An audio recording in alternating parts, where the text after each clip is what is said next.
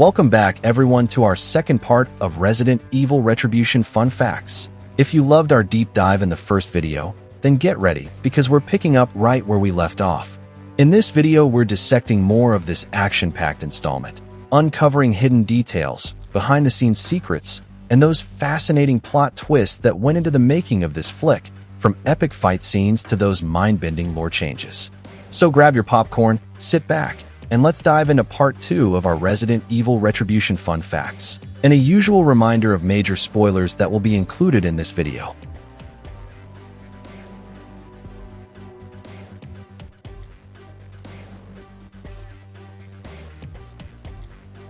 The interrogation scene featuring Alice within the Umbrella facility was based on a discarded and darker ending from Paul W.S. Anderson's original script for the first Resident Evil film. In that alternate ending, Alice was to be captured and held in another Umbrella facility after the Hive incident. Her escape would have led her to the streets of Raccoon City, completely naked, where she would have witnessed the devastating aftermath of the T-virus outbreak. That original script concluded with Alice hearing the monstrous sounds closing in around her, a much more bleak and unsettling conclusion than what ultimately made it into the theatrical release.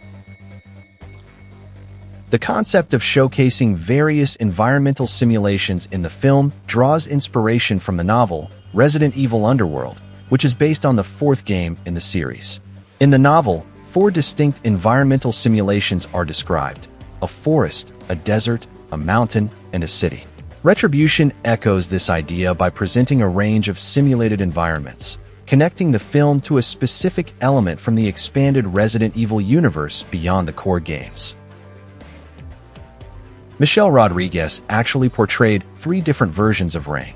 In addition to the good and evil Rain clones, she also played a zombie doppelganger.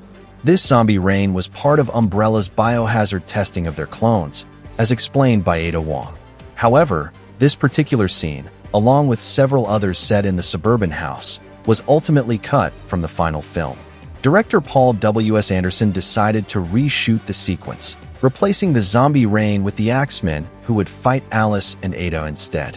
The original cut scene also contained a continuity error, where Alice stated that she was forced to kill Rain, when in fact it was Matt Addison who did so in the first film. This movie holds a unique distinction within the film series, as it's the only installment to feature the iconic video game characters Leon Kennedy, Barry Burton, and Ada Wong. While these characters are staples of the Resident Evil game universe, this film marked their first appearance in the live-action adaptation. The film also introduces Becky, a character exclusive to the movies.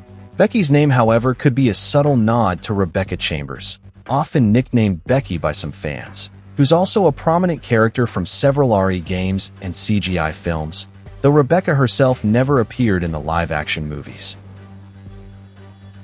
The film incorporated numerous elements directly influenced by fan feedback received by director Paul W.S. Anderson through Twitter Q&A sessions. The return of fan-favorite characters like Rain and Carlos was a direct result of this interaction with the fanbase.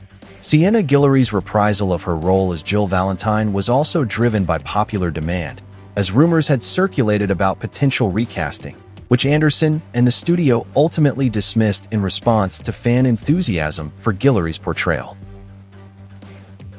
The casting of Ada Wong was met with particular interest, especially given the character's popularity among video game fans.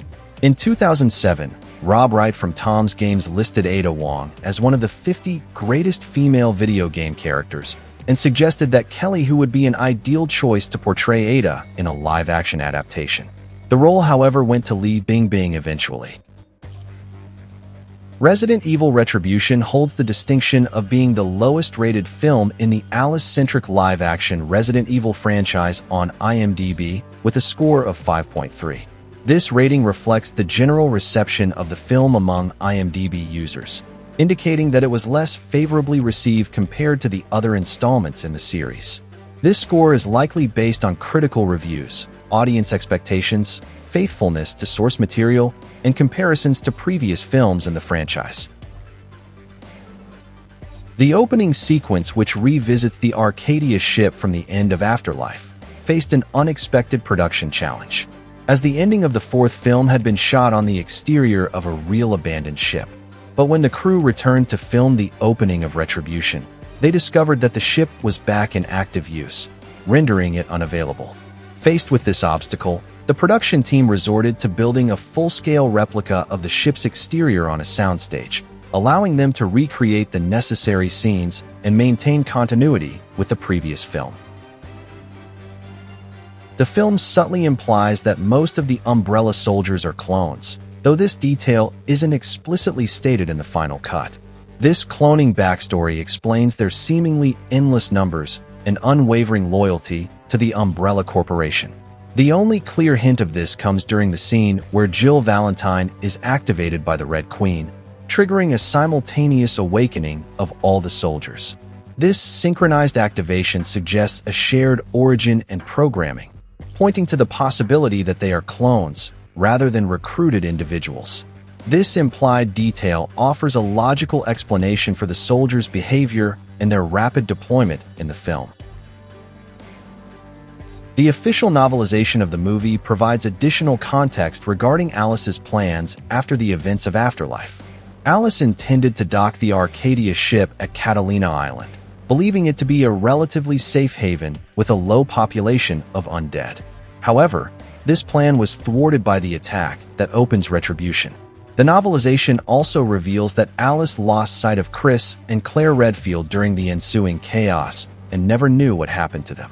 The movie itself leaves the fates of Chris, Claire, and Kmart ambiguous after the attack on the Arcadia, leading viewers to believe they might have been killed. However, Claire returns in Resident Evil: The Final Chapter, suggesting that she escaped Umbrella's assault.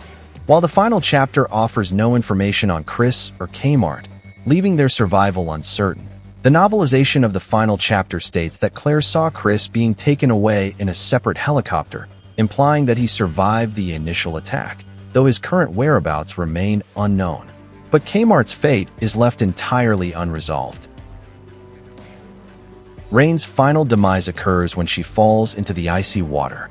This scene was extended due to Milla Jovovich's suggestion to include the swimming undead creatures, which were added during production. And that wraps up our deep dive into this section of Resident Evil Retribution. We've peeled back some layers and explored some of the more interesting choices, and hopefully you've gained a new perspective on this chaotic chapter of the franchise. In the next and final part of this Retribution deep dive, we'll uncover even more fun facts and intriguing behind-the-scenes tidbits that will change your perspective about this flick. So stay tuned for the next chapter because it is coming very soon. And don't forget to hit that subscribe button and ring the notification bell so you don't miss this series finale. And until then, stay sharp, and we'll see you in part 3.